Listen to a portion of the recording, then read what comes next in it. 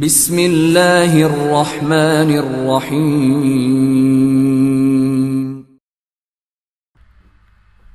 Episode 31۔ کتاب کا نام رزم و بزم، ساز و نغمہ، حسن و عشق اور محلاتی سازشوں کے جال میں پھنسے ہوئے انسانوں کی وقت کے ہاتھوں ذلت و رسوائی کی جانگداز داستانیں۔ مصنف الیاس سیتاپوری۔ عاشوری اپنے کام میں کھویا ہوا تھا۔ اچانک یحییٰ نے اس کے کام میں مداخلت کی۔ ہنرمند جوان، میں کچھ دنوں سے یہ محسوس کر رہا ہوں کہ یہاں کا سردار واقعی میں ہوں۔ عاشوری نے جواب دیا، آپ یہ صرف محسوس ہی نہیں یقین بھی کریں، آپ اپنے سردار سے زیادہ شاندار سردار ہیں۔ یہاں مال و زر کے ذخائر ہیں، برسوں کا لوٹا ہوا مال ہے۔ میں اس پر بلا شرکت غیر قبضہ کرنا چاہتا ہوں۔ اب میں سردار کو اس سے بے دخل کر دینا چاہتا ہوں۔ عاشوری اپنے دل میں بے حد خوش تھا کہ آخرکار وہ ان میں پھوٹ ڈالنے میں کامیاب ہو گیا تھا۔ یحییٰ اس سے پوچھ رہا تھا، ایک بات تو بتا، سردار کی واپسی پر اس کا مقابلہ کس طرح کیا جائے؟ مقابلہ آپ نہیں، بستی کے یہ لوگ کریں گے، بزدل، مصلحت نا اندیش اور اپنے اپنے حال پر صابر اور قانع لوگ۔ یحییٰ نے فکرمند انداز میں سوچتے ہوئے کہا، یہ لوگ سردار کا مقابلہ نہیں کر سکتے، میں دوسرے آدمیوں کا بندوبست کروں گا۔ اس وقت چند مخبروں نے یحییٰ کو بتایا کہ بردہ فروشوں کا ایک قافلہ دمشق جا رہا ہے اور وہ کسی وقت بھی ہمارے ان غاروں کے سامنے سے گزرے گا۔ یہ مخبری کرنے والے اس علاقے کے چرواہے تھے جو دن بھر مویشی چراتے تھے اور اپنے گرد و پیش کی خبریں ان ڈاکوؤں کو پہنچا دیتے۔ ان چرواہوں کا دوسرے چرواہوں سے واسطہ تھا اور یہ کام بڑے منظم طریقے سے باضابطہ انجام پاتا تھا۔ یحییٰ کے پاس بستی کے علاوہ جو آدمی تھے وہ غاروں کی حفاظت پر مامور تھے اور وہ یحییٰ سے زیادہ سردار کے وفادار تھے۔ یحییٰ کا کام بیرونی دنیا سے متعلق نہیں تھا، وہ غاروں کی حد تک محدود تھا۔ اسے لوٹ مار کا زیادہ تجربہ نہیں تھا، لیکن ڈاکوؤں جیسی صفاکی اور سخت کوشی اس میں تھی۔ وہ اپنے چند ساتھیوں کے ساتھ غار سے نکلا اور ایک پہاڑی کے پیچھے گھات لگا کر بیٹھ گیا۔ قافلے کا راستہ پہاڑی کے برابر سے گزرتا تھا۔ یحییٰ نے اپنے ساتھیوں سے کہا، مجھے قافلے کے مال و زر سے کوئی واسطہ نہیں، میں چند لڑکیاں چاہتا ہوں۔ ساتھی حیران تھے، لڑکیاں کس کے لیے؟ سردار تو اس جنگ سے بیزار تھا۔ قافلے سے پہلے گھڑ سواروں کا ایک دستہ نظر آیا، یہ آس پاس کا جائزہ لے رہا تھا۔ چرواہے اپنے مویشیوں کے ساتھ پہاڑی کے پیچھے یحییٰ کے پاس پہنچ گئے اور اسے بتایا کہ یہ بڑی خطرناک مہم ہے۔ وہ کس طرح؟ بردہ فروشوں کے ساتھ ان کا جنگجو دستہ بھی ہے۔ لڑکیوں اور عورتوں کو سخت حفاظت میں دمشق لے جایا جا رہا ہے۔ یحییٰ کے پاس کل 10 آدمی تھے اور چرواہوں کی اطلاع کے مطابق بردہ فروشوں کے دستے میں 50 جنگجو تھے۔ ایک چرواہے نے پوچھا، یحییٰ نائب، آپ کے 10 آدمی 50 سے کیسے لڑیں گے؟ یحییٰ نے جواب دیا، ایک تدبیر ہے میرے ذہن میں، اگر اس پر ہوشیاری سے عمل ہوا تو میں اپنے 10 آدمی 50 کو بے وقوف بنا سکتا ہوں۔ تدبیر؟ کون سی تدبیر؟ چرواہے نے پوچھا۔ تیرے ریوڑ میں کل کتنے مویشی ہیں؟ تقریباً 1000 بکریاں، بھیڑیں اور گائیں۔ تو انہیں بردہ فروشوں میں ہنکا دے، اس طرح انہیں ان کے ہنکائے جانے کا علم نہ ہوگا۔ اور اس کا فائدہ؟ پورا قافلہ افراتفری کا شکار ہو جائے گا، ان کا دستہ مویشیوں میں الجھ جائے گا اور ہم اپنا کام کر جائیں گے۔ اس پر چرواہے کے چہرے پر مسکراہٹ نمودار ہوئی، اور اس سلسلے میں میرے مویشی جو مارے جائیں گے؟ چرواہے نے پوچھا۔ یحییٰ نے جواب دیا، اس نقصان کو میں پورا کر دوں گا۔ چرواہے تیار ہو گئے۔ 1000 مویشیوں پر 4 چرواہے تعینات تھے۔ مویشیوں کو پہاڑی کے پیچھے چھپا دیا گیا۔ ایک چرواہا سامنے کی چٹان پر بیٹھ گیا اور اس نے اپنے ساتھیوں سے کہا، وہ جیسے ہی قریب آئیں گے میں آئینے کا رخ سورج کی طرف کر دوں گا، بس اس اشارے کے ساتھ ہی تم سب مویشیوں کو قافلے کی طرف ہانک دینا۔ یحییٰ نے کہا، اور یہ کام اتنے زور و شور سے انجام دیا جائے کہ مویشیوں کی بھاگ دوڑ سے گرد و غبار کا طوفان اٹھ کھڑا ہو۔ ہم اس افراتفری اور گرد و غبار کے طوفان میں اپنا کام بآسانی کر گزریں گے۔ بردہ فروشوں کا 50 نفری دستہ آہستہ آہستہ محو سفر تھا۔ وہ آس پاس کا جائزہ لیتے ہوئے آگے بڑھ رہے تھے۔ انہوں نے چرواہوں کو دیکھا جو اپنے مویشی ہنکا کر پہاڑی کے پیچھے لے جا رہے تھے۔ وہ یہ سمجھ رہے تھے کہ چرواہے اپنے مویشی ان کے خوف سے بھگائے لے جا رہے ہیں۔ بردہ فروش اونٹوں پر کسے ہوئے کجاووں میں حسین و جمیل لڑکیوں اور عورتوں کو چھپائے آب گینوں کی طرح ان کی حفاظت کرتے ہوئے محو سفر تھے۔ اچانک پہاڑی چٹان سے بجلی سی چمکی اور چٹان کے پیچھے سے 1000 مویشی دوڑتے بھاگتے قافلے کے سامنے آ گئے اور جنگجو نوجوانوں کا دستہ بدحواس ہو کر ان کی طرف بڑھا۔ ان کی سمجھ میں نہیں آ رہا تھا کہ یہ کیا ہو گیا ہے۔ مویشیوں کے پیچھے چرواہے نمودار ہوئے۔ وہ چیخ چیخ کر مدد مانگ رہے تھے۔ انہوں نے 50 نفری دستے سے مدد کی درخواست کی۔ خدا کے لیے ہمارے مویشیوں کو روکو، یہ بھاگ نہ جائیں۔ سواروں نے مویشیوں کا پیچھا کیا۔ گرد و غبار نے انہیں نظروں سے محو کر دیا تھا۔ یحییٰ نے اس سے فائدہ اٹھایا اور ایک کجاوا بردار اونٹ لے کر ایک غار میں روپوش ہو گیا۔ اس منصوبے پر نہایت ہوشیاری اور چالاکی سے عمل درآمد ہو گیا تھا۔ چرواہے اپنے مویشیوں کو قابو میں کرتے رہے اور قافلے کے جوان ان کی مدد کرتے رہے۔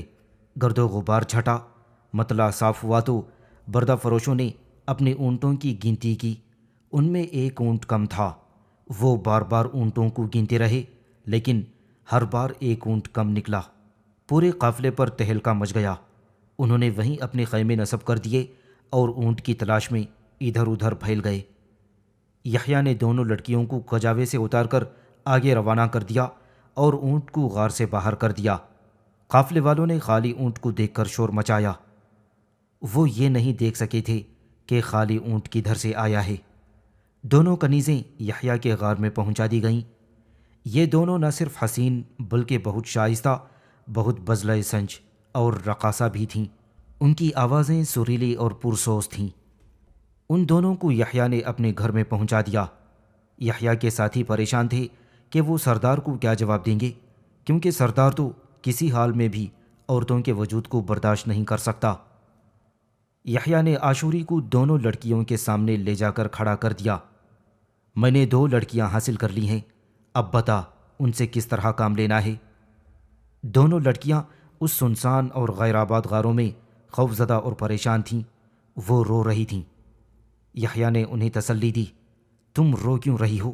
ہم برے لوگ نہیں ہیں۔ عاشوری نے بھی انہیں سمجھایا، تم دونوں پریشان نہ ہو، تمہارے ساتھ زیادتی نہیں ہوگی۔ ایک لڑکی نے پوچھا، مگر تم لوگ ہو کون اور ہمیں یہاں کیوں لائے ہو؟ یحییٰ نے جواب دیا، ہم ڈاکو ہیں، لیکن ہم یقین دلاتے ہیں کہ تم دونوں کے ساتھ زیادتی نہیں ہوگی۔ ایک لڑکی نے پوچھا، تم خود یہ کہتے ہو کہ تم ڈاکو ہو اور پھر یہ یقین دلاتے ہو کہ ہمارے ساتھ زیادتی نہیں کرو گے، کیا یہ متضاد باتیں نہیں ہیں؟ ہم متضاد باتیں نہیں کر رہے۔ عاشوری نے دونوں کے نام دریافت کیے، تم دونوں کے کیا نام ہیں؟ ایک جو بات کر رہی تھی زیادہ حوصلہ مند تھی، اس نے جواب دیا، میرا نام تہیمہ ہے اور اس کا نام روشنک۔ یحییٰ نے دونوں سے کہا، اب تم دونوں آرام کرو، بقیہ باتیں بعد میں ہوں گی۔ پھر یحییٰ عاشوری کے ساتھ لکڑیوں کے ذخیرے کے پاس چلا گیا۔ یہاں بستی کے لوگ اپنے کام میں مشغول تھے۔ ابھی دونوں لڑکیوں کی خبر مشہور نہیں ہوئی تھی۔ دونوں درخت کے ایک تنے پر بیٹھ گئے۔ یحییٰ نے پوچھا، اب ہم کیا کریں گے؟ عاشوری نے بتایا، میں نے تو ایک لڑکی کا مشورہ دیا تھا، آپ 2 لے آئے۔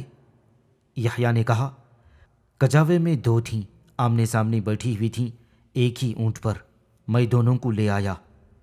عاشوری نے کہا، بستی والوں کو اناج یا جو کچھ بھی دیا جاتا ہے وہ سب ان دونوں کی تحویل میں دے دیا جائے۔ ان دونوں کو مذکورہ سامان کے ساتھ 2 خدمتگار بھی دیے جائیں۔ اس کے بعد بستی والوں سے کہہ دیا جائے کہ آئندہ ان کو جو کچھ درکار ہو وہ ان دونوں سے مانگا جائے، اور ساتھ ہی انہیں ڈرا بھی دیا جائے کہ یہاں ہر شخص کو اپنی حد میں رہنا ہوگا۔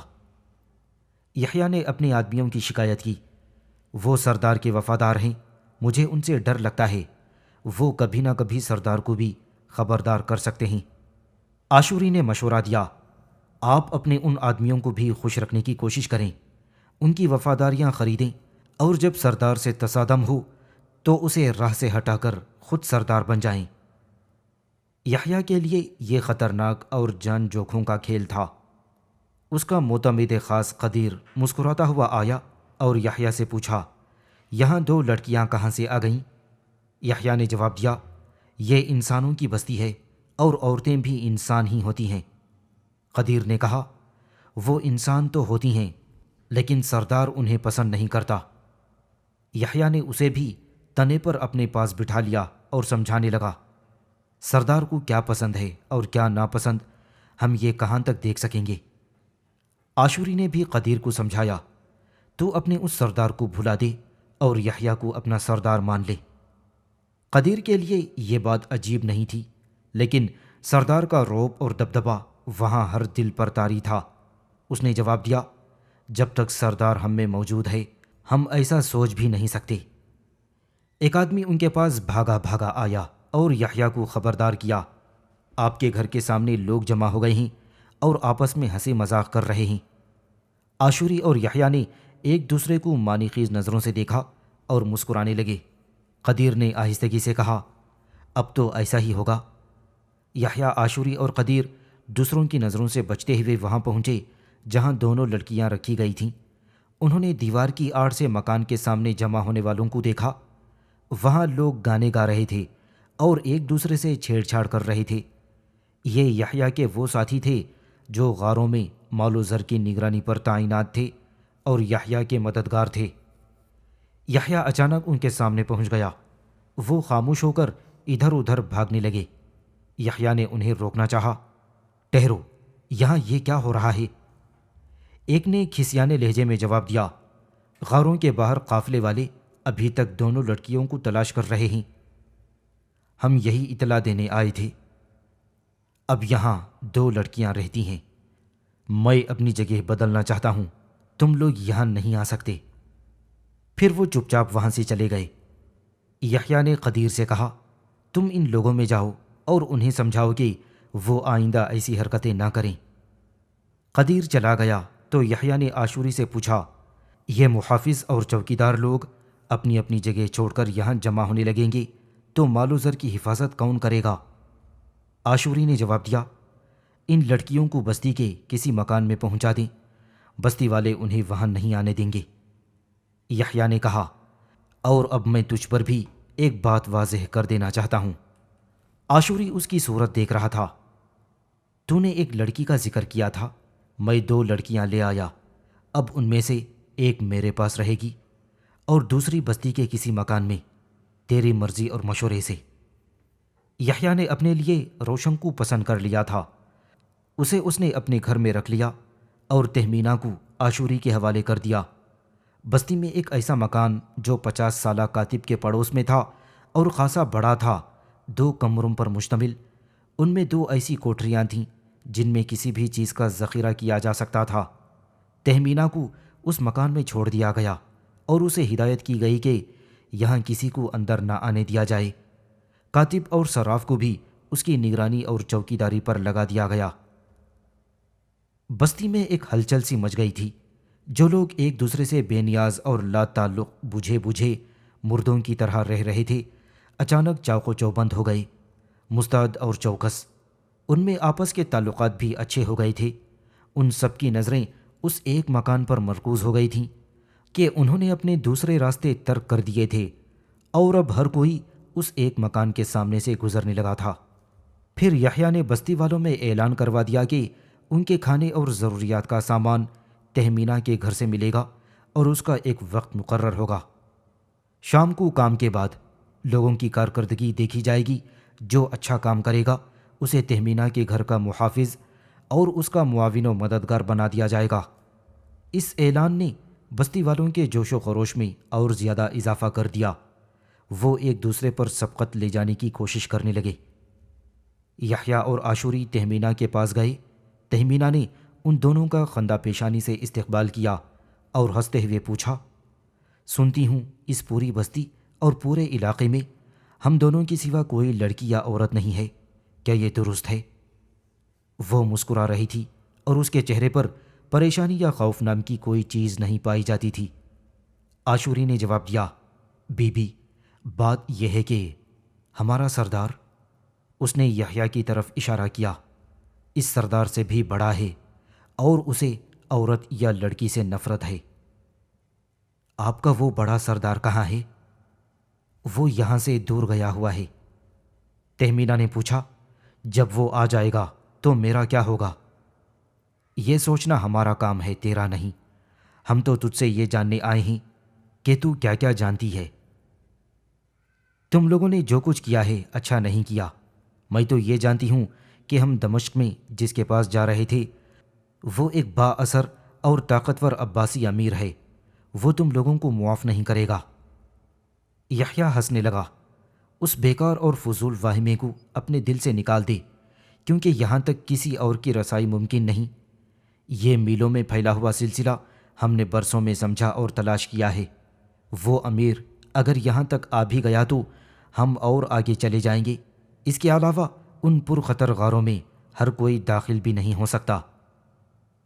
تہمینہ نے پوچھا، تم لوگ ہم دونوں کو یہاں کیوں لائے ہو؟ یحییٰ نے عاشوری کی طرف اشارہ کیا، یہ ایک بے مثال ہنر مند ہے، اللہ نے اسی قدر عقل بھی دی ہے، تجھے یہ بتائے گا کہ تجھے ہم یہاں کیوں لائے ہیں۔ تہمینہ نے عاشوری کی طرف دیکھا، اس بے مثال ہنر مند اور غیر معمولی عقل مند کو پہلی بار غور سے دیکھا اور پوچھا، کیا تو مسیحی ہے؟ عاشوری نے جواب دیا، ہاں میں مسیحی ہوں۔ مگر کیوں؟ تو نے یہ سوال مجھ سے کیوں کیا؟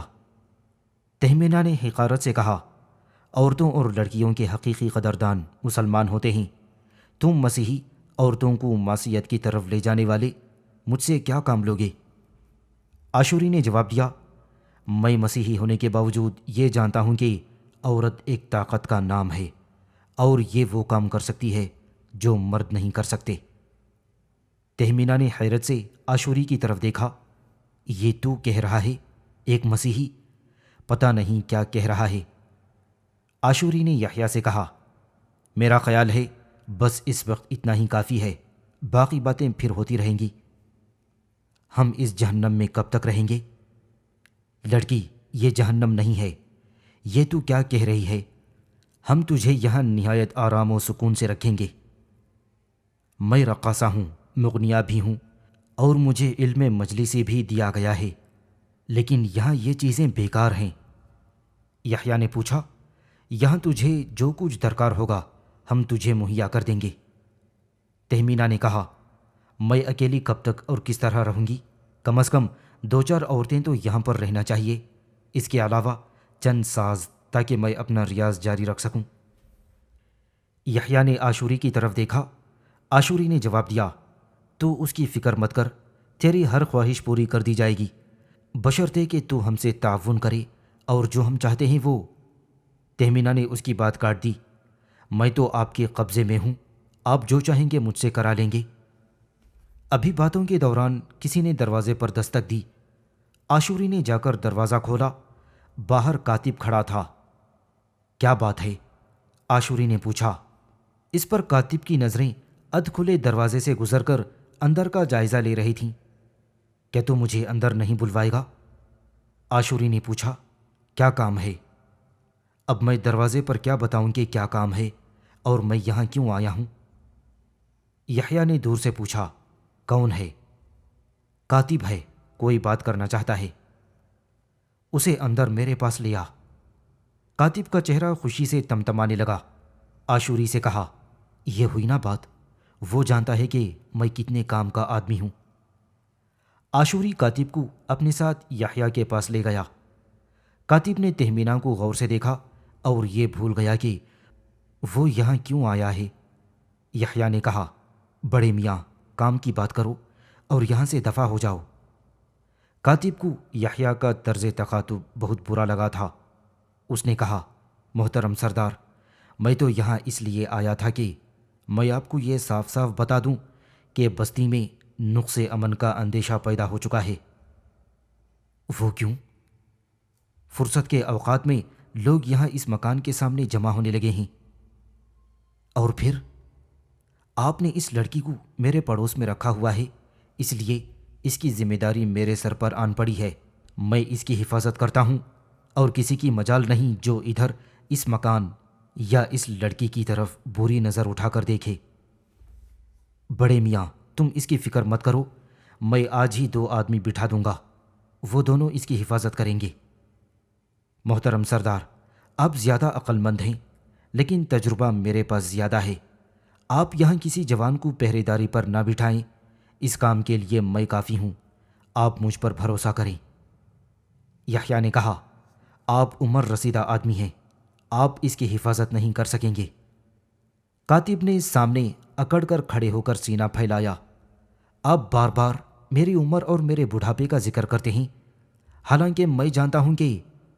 عاشوری نے پوچھا، آپ کو جو کچھ کہنا ہے کہیے اور باہر جائیے۔ کاتب نے عاشوری کو گھورا، صاحبزادے، یہاں کے سردار تم نہیں، یہ شخص ہے۔ اس نے یحییٰ کی طرف اشارہ کر دیا۔ میں سردار سے بات کرنے آیا ہوں۔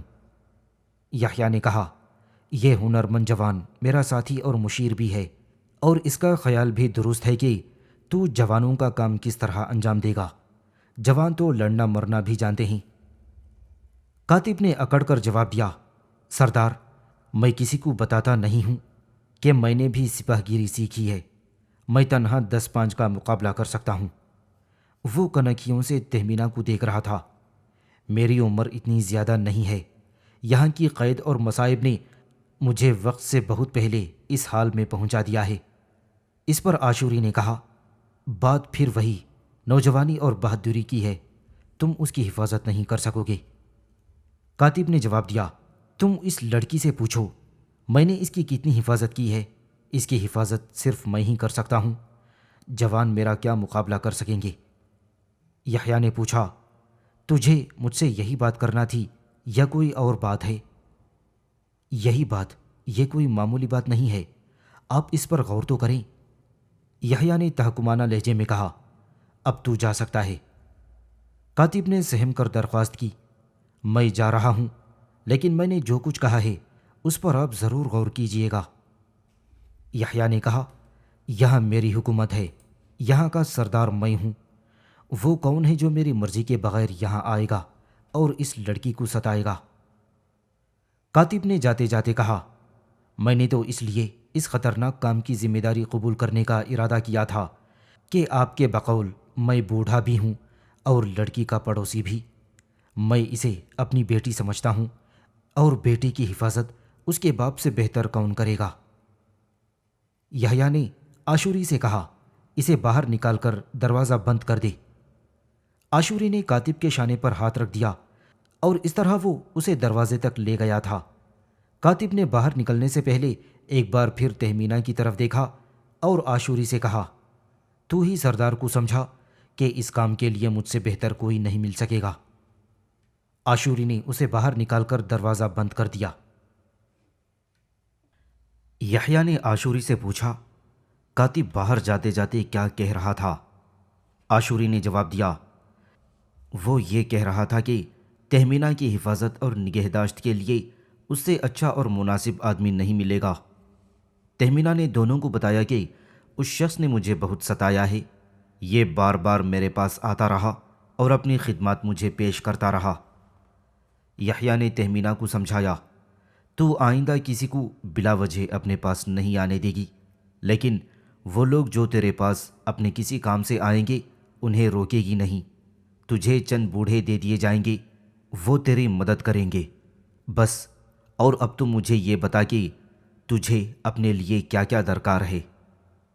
تہمینہ نے درخواست کی، سردار، آپ مانیں یا نہ مانیں، لیکن یہ حقیقت ہے کہ میں تنہائی سے مر جاؤں گی، اس لیے روشن کو آپ میرے پاس بھیج دیں، 2-3 عمر رسیدہ عورتیں اور فراہم کر دیں۔ میں اور روشن رقص اور غنا سے غیر معمولی دلچسپی رکھتی ہیں، اس لیے چند آلات موسیقی بھی فراہم کر دیے جائیں، بربط، چنگ، مزمار یعنی بانسری اور دف، فی الحال یہ کافی ہیں۔ یحییٰ نے اسے یقین دلایا، روشن کے سوا تیری ہر مطلوبہ شے فراہم کر دی جائے گی۔ عاشوری نے اسے ہدایت کی، اور تو بھی بطور خاص یہ خیال رکھے گی کہ بستی والوں کو بہت زیادہ قریب نہ آنے دے، اس طرح کہ انہیں اس کا احساس بھی نہ ہو کہ ہم ایسا چاہتے ہیں۔ تہمینہ نے یحییٰ سے پوچھا، سردار، کیا ایسا ممکن ہے کہ انسان دریا میں گر جائے اور اپنے لباس کو تر ہونے سے بچا لے؟ یحییٰ نے جواب دیا، میں نہیں جانتا کہ ایسا ممکن ہے یا نہیں، لیکن تو ناممکن کام ضرور کرے گی۔ پھر یحییٰ اور عاشوری نے تہمینہ سے ایک گیت کی فرمائش کی، وہ گیت جو ہندوستانی گیتوں سے مشابہ ہوتا ہے اور جسے شبا کہتے ہیں، اور بطور خاص چرواہے موسم برسات میں الاپتے ہیں۔ تہمینہ نے دونوں کو بتایا، میں شاعرہ بھی ہوں اور اس کے بول بھی میرے ہیں۔ خوب، تب تو زیادہ مزہ آئے گا۔ تہمینہ نے ایک ایسا گیت شروع کیا جس میں ایک مفارقت زدہ لڑکی موسم برسات سے شکایت کر رہی ہے کہ جب تجھ کو معلوم تھا کہ میں اپنے محبوب سے تنہا ہوں، پھر تو یہاں کیا لینے آئی؟ جا دفع ہو جا۔ کیا تجھے اتنی سی بات بھی معلوم نہیں کہ میرے محبوب کو پردیس پسند آ گیا؟ میرے محبوب اپنے وطن میں کیا نہیں ہے؟ صنوبر تیرے لیے چھتری بنا ہوا ہے، اس کی چھاؤں تیرے حسین جسم کی حفاظت کرے گی۔ دھوپ سے دھوپ کی حدت اور شدت ہے، کیا تو اپنے زیتون کو بھی بھول گیا؟ وہ زیتون جس کی ہر شے ہمارے کام آتی ہے، اس کی ہر چیز نفع بخش ہے۔ اس کا پھل غربا کھاتے ہیں، اور اس کا تیل گھروں کو روشن رکھتا ہے اور کھانوں کو لذت بخشتا ہے۔ اسی کے تیل میں نفع ہے جو زخموں کے لیے مرہم ثابت ہوتا ہے، اور اس کا یہی تیل بادشاہوں کے مسح میں کام آتا ہے۔ اس کا گودا جانور کھاتے ہیں اور گٹھلیاں جلائی جاتی ہیں۔ کہتے ہیں درختوں کی مجلس میں زیتون کو درختوں کا بادشاہ قرار دیا گیا۔ میرے محبوب تو اتنا دور کیوں چلا گیا جہاں زیتون کے درخت نہیں ہوتے، جہاں شاہ بلوط، دیودار اور انجیر بھی نہیں ہوتے؟ آ جلدی آ کہ یہ سب تیرے لیے میری طرح اپنی اپنی آغوش وا کیے ہوئے ہیں۔ موسم کی کیف آور اور سرور آمیز ہوائیں تیرے منتظر ہیں میری طرح۔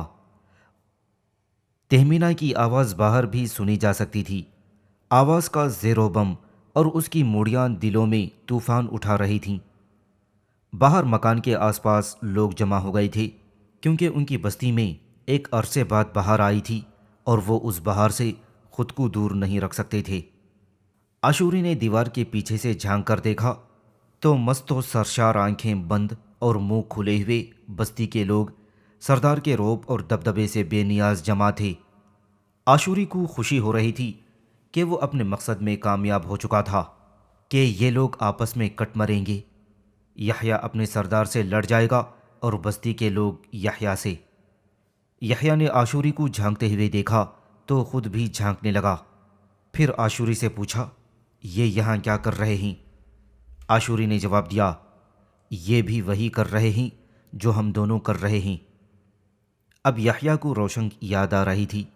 اس نے عاشوری سے کہا، میں نے تیری تجویز پر عمل کیا اور اس کے اثرات بھی دیکھ رہا ہوں، اب ان سے کام لینا تیرا کام ہے۔ یحییٰ باہر نکلا تو ہجوم منتشر ہونے لگا۔ یحییٰ نے اپنے دبدبے کا اظہار کرتے ہوئے کہا، تم لوگ یہاں کیا کر رہے ہو؟ یہاں بھی کاتب پیش پیش تھا۔ اس نے سب کی طرف سے جواب دیا، آواز کی کشش ہم سب کو یہاں کھینچ لائی ہے۔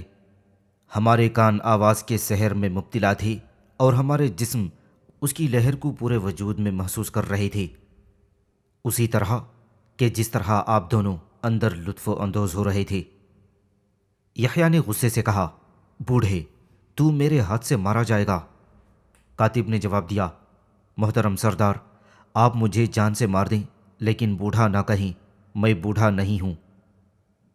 یحییٰ کوئی اور بات کہے بغیر چلا گیا اور اس کے جاتے ہی عاشوری باہر نکلا اور کاتب کو ہاتھ پکڑ کر اندر لے گیا۔ پوچھا، سردار، یحییٰ سے تیری کیا بات ہو رہی تھی؟ کاتب عاشوری کا احسان مند ہو گیا کیونکہ وہ کاتب کا ہاتھ پکڑ کر تہمینہ کے سامنے لے گیا تھا۔ اس نے جواب دیا، یحییٰ سردار کو یہ حق نہیں پہنچتا کہ وہ مجھے بار بار بوڑھا کہے، وہ سردار ہیں مگر جھوٹ بولتے ہیں۔ عاشوری نے کہا، میں سردار سے منع کر دوں گا کہ وہ تجھ کو بوڑھا نہ کہیں، کیونکہ تو واقعی بوڑھا نہیں ہے۔ کاتب خوش ہو گیا۔ اللہ آپ کو خوش رکھے، آپ کتنے سچے انسان ہیں۔ عاشوری نے اسے خوشخبری سنائی۔ تو فکر نہ کر، تہمینہ کے سلسلے میں تو جو کچھ چاہتا ہے میں تیری خواہش پوری کر دوں گا۔ کاتب نے عاشوری کی پیشانی چوم لی۔ تو نصرانی ہے مگر مسلمانوں سے بہتر۔ عاشوری نے تہمینہ سے کہا، لڑکی، یہ کاتب تیرا پڑوسی ہے اور آج یہ تیرا محافظ اور مددگار مقرر کر دیا گیا۔ میں سردار سے بھی بات کر لوں گا۔ کاتب اور بشاش ہو گیا۔ اب میں سردار یحییٰ پر ثابت کر سکوں گا کہ میں بوڑھا نہیں ہوں۔ عاشوری نے تہمینہ کو سمجھایا، میں چلتا ہوں، ہماری عدم موجودگی میں یہ کاتب ہی ہمارا مقرر کردہ نمائندہ رہے گا۔ تہمینہ مسکرا رہی تھی۔ آخرکار یہ نوجوان جو بوڑھا نہیں ہے کامیاب ہو گیا۔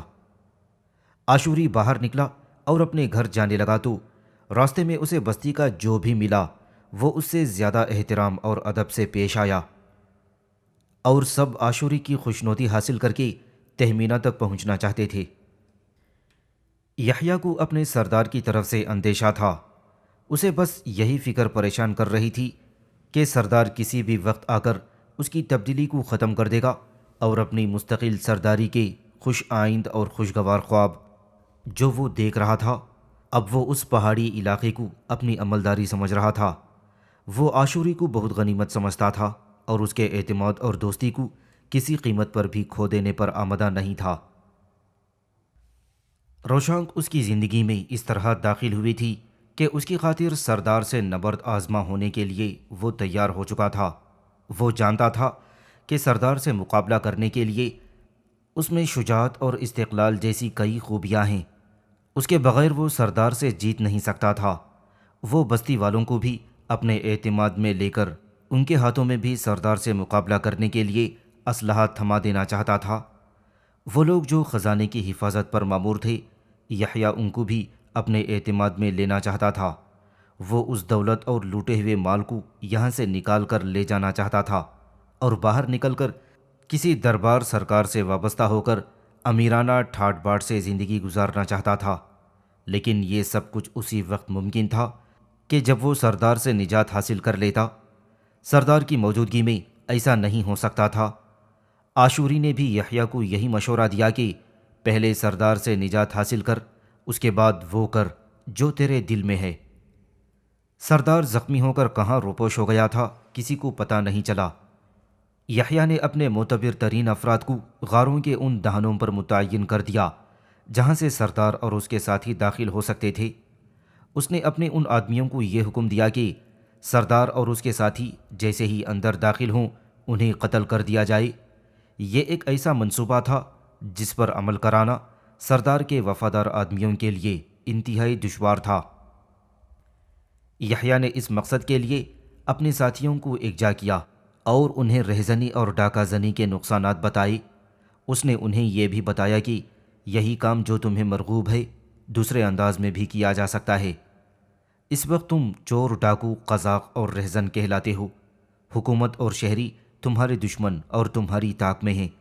اب اگر میں یہ کہوں کہ تم اپنے اس پیشے سے باز آ جاؤ اور یہ کام چھوڑ دو تو تم جواب میں یہ کہو گے کہ پھر ہم کیا کریں، ہمیں تجربہ تو اسی کام کا ہے۔ تو سنو، میرے پاس تمہارے اس پیشے کا متبادل موجود ہے۔ تم یہی سب کچھ جائز طریقے سے بھی کر سکتے ہو۔ جو کام تم کر رہے ہو یہی کام بادشاہ، سلطان اور تال آزما خانہ بدوش سردار کر رہے ہیں۔ یہ کسی کے سامنے جواب دہ نہیں ہے اور ان کی قتل و غارت گری اور لوٹ مار کو برا نہیں سمجھا جاتا۔ وہ بادشاہ، سلطان، فاتح، سردار اور سپہ سالار کہلاتے ہیں۔ ان کے ماتحت سپاہی، افواج اور عساکر رہتے ہیں اور ان کے ماحول، معاشرے اور آبادیوں میں عزت ہوتی ہے۔ ان کا لوٹ کا مال جائز اور غنیمت سمجھا جاتا ہے۔ میں چاہتا ہوں کہ یہی عزت میں حاصل کروں اور تم سب حاصل کرو۔ شادیاں کرو، کنیزیں خریدو اور مونچھوں پر ہاتھ پھیرو اور سینہ تان کر بازاروں سے گزرو۔ میں تم کو ان غاروں سے باہر لے جانا چاہتا ہوں۔ میں خود کسی بادشاہ یا سلطان کا قرب حاصل کروں گا اور تمہیں بھی وہاں مرتبہ یا مقام دلاؤں گا، اور پھر ہم سب شہروں، قصبوں اور ملکوں پر حملہ آور ہوا کریں گے اور اپنی جنگجوئی بہادری کے صلے میں مال و زر اور نادر قیمتی اشیاء حاصل کیا کریں گے۔ پھر ہم میں کوئی امیر، وزیر، بادشاہ اور سلطان بن جائے گا اور کوئی فاتح اور سالار عساکر۔ اس محفل میں عاشوری بھی موجود تھا۔ اس نے جادو کو سر چڑھ کر بولتے دیکھا تو اس کی خوشی کی انتہا نہ رہی۔ یحییٰ کے ساتھیوں کو بھی بس سردار کا خوف تھا۔ ان کی سمجھ میں یہ بات نہیں آتی تھی کہ یحییٰ سردار کو کیا جواب دے گا، وہ سردار سے کس طرح نمٹے گا۔ سب سے پہلے قدیر نے پوچھا، آپ نے جو کہا وہ بہت خوب ہے، لیکن یہ سب اسی وقت ممکن ہوگا جب ہم سردار سے نجات حاصل کر لیں گے، اور یہ کام نہ صرف دشوار بلکہ ناممکن ہے۔ یحییٰ نے جواب دیا، اس کی منصوبہ بندی میں کروں گا، تم لوگ کرو گے۔ ان میں سردار کے وفادار بھی موجود تھے۔ ایک نے دبے لفظوں میں کہا، ہم سب سردار سے اچھی طرح واقف ہیں، یہ خطرناک باتیں نہیں ہیں۔ معاشرے میں عزت و وقار حاصل کرنے کے لیے ہمیں یہ سب کرنا پڑے گا۔ ساتھیوں نے بیک آواز میں کہا، اگر ہم معاشرے میں عزت دار مقام حاصل کر سکتے ہیں تو ضرور حاصل کریں گے۔